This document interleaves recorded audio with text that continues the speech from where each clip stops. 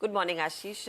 Two wheeler space में बिक्री के आंकड़े शायद उतना रिफ्लेक्ट ना करें मजबूती, लेकिन हीरो मोटोकॉर्प के नतीजे काफी अच्छे हैं।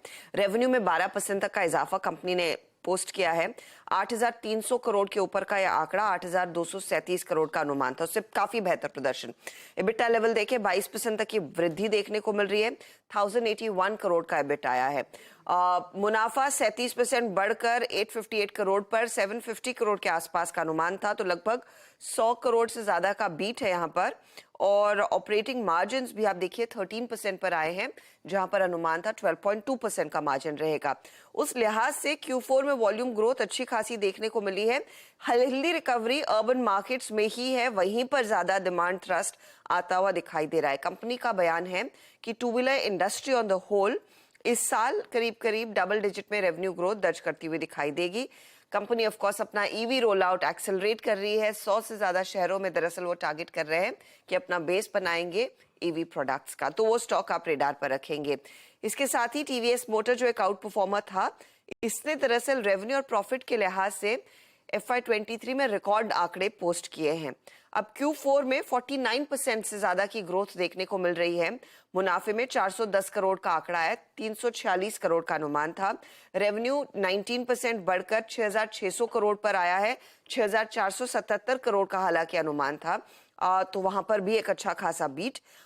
एबिटा में 22% तक की वृद्धि, 680 करोड़ का एबिटा। मार्जिन्स आप देखिए 10.3%। मार्जिन्स फ्लैट रहने का अनुमान था, लेकिन वहां पर हल्की 20 बेसिस पॉइंट की ग्रोथ देखने को मिली है। क्यूमुलेटिव बेसिस पर इनकी इलेक्ट्रिक व्हीकल की सेल्स 1 लाख यूनिट से ज्यादा बिक रही हैं, और एबिटा का जो आंकड़ा है वो लगभग हाईएस्ट ऑफ कोर्स आता हुआ दिखाई दिया अब तक के जो मार्जिन्स इन्होंने पोस्ट किए हैं। तो बहुत ही strong numbers, record breaking numbers. अब आते हैं एक और अच्छी नतीजे पर, और वो है टाटा पावर। मुनाफे में 48% से ज्यादा की ग्रोथ, 938 करोड़ का आंकड़ा, 670 करोड़ की एक्सपेक्टेशन थी। रेवेन्यू 4% बढ़ा है, ये आया है करीब करीब 12,453 करोड़ के आसपास का। एबिटा में 3% से ज्यादा की ग्रोथ देखने को मिल रही है। 1,927 करोड़ का ये आंकड़ा है, ये भी एक बीट है। मार्जिन्स एक्सपेक्टेड थे 14% पर रहेंगे, 15.5% पर आए हैं।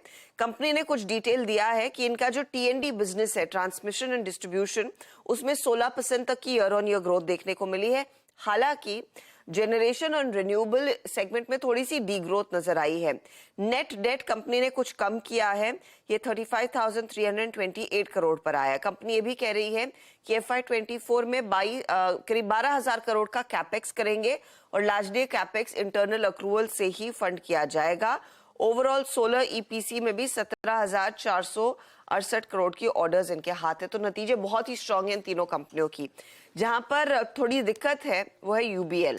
प्रॉफिटेबिलिटी 94% करेक्ट होती हुई 9% का ही 9.7 करोड़ का ये आंकड़ा आया है, वर्सेस एक्सपेक्टेशन की 95 करोड़ कंपनी पोस्ट करेगी मुनाफा। रेवेन्यू 3% बढ़ा है, 1764 करोड़। एबिटा में 79% तक का हिट आता हुआ दिखाई दिया। मार्जिन्स 3% पर रह गए हैं, 9% तक आने का अनुमान था। प्रेशर का अनुमान था, लेकिन बहुत ही खराब स्थिति है। वॉल्यूम ग्रोथ देखिए, चौथी तिमाही में 3% पर आई है।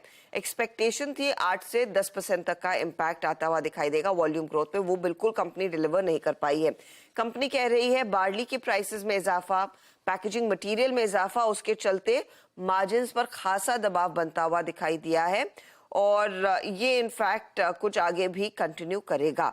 तो ये इनफैक्ट एक चीज है जिस पर दबाव रहेगा। ब्लू स्टार के नतीजे यार, वहां पर नंबर्स ऑन एन एवरेज ठीक है, थोड़ा सा ऑफ कोर्स प्रॉफिट में एडजस्टमेंट आपको करके देखना पड़ेगा, लेकिन रेवेन्यू 16% बढ़ा है। एबिट में 25% तक की ग्रोथ देखने को मिली है। ग्रॉस प्रॉफिट मार्जिन्स एक्सपैंड हुए, एबिट मार्जिन स्टेबल हैं, ये परफॉर्मेंस भी ठीक है। रिपोर्टेड प्रॉफिट 3 गुना बढ़ता हुआ दिखाई दिया है। यूनाइटेड ब्रेवरीज के नंबर इन्होंने वैसे कल हिंट दे दिया था।